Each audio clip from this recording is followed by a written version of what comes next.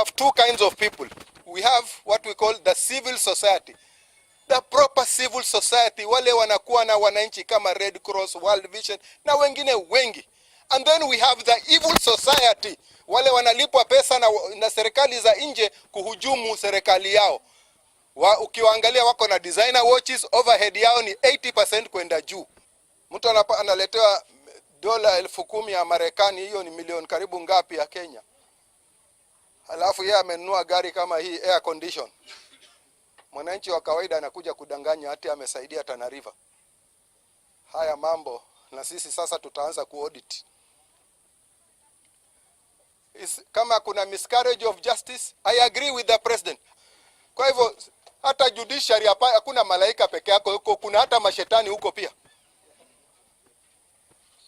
So in every society there is an abnormality. Katika executive kuna abnormalities, katika judiciary kuna abnormalities, hata katika parliament kuna abnormalities. So every part of the society they have their weaker part. Tusijibisiane hapa ati rais amesema hii law society demonstrate, we will also demonstrate against you. Ninyi mnakula pesa ya wananchi tu, amsemi ni ngapi mnaweka ya kuiba ya watu. Haya ndio mambo yalitufanya tuje, kwa sababu serikali ya Kenya Kwanza inajali maslahi ya watu. Wananchi tuombiane ukweli.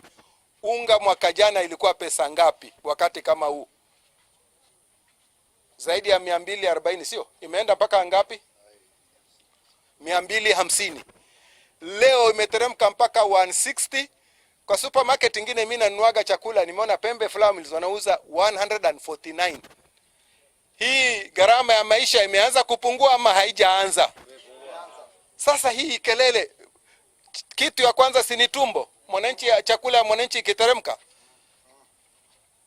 Ruto alituambia yeye hawezi kuwa anaweka uongo ati uchumi onekane mzuri. Hapana, asema wananchi wajue ukweli uko wapi.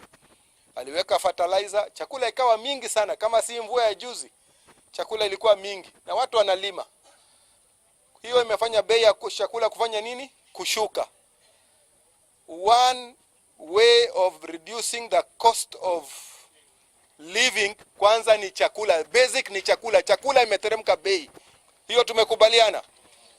Juzi last week waliachilia bilioni 38 ya kwenda kusaidia mashule. Watoto wa shule wasipate shida.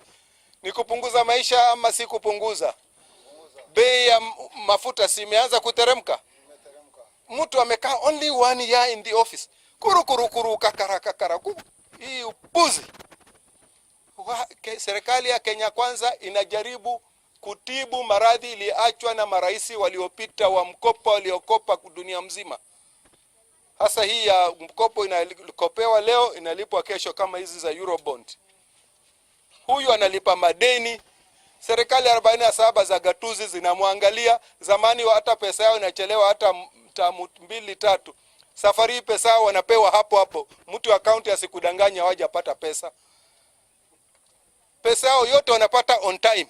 Serikali ya Ruto hiyo. Siku hizi mayatima wanaangaliwa, wanaletewa vitu kidogo, pesa kidogo. Wazee wanaletewa pesa kidogo. Serikali ya Ruto inafanya hiyo. Mbona hii haionekani?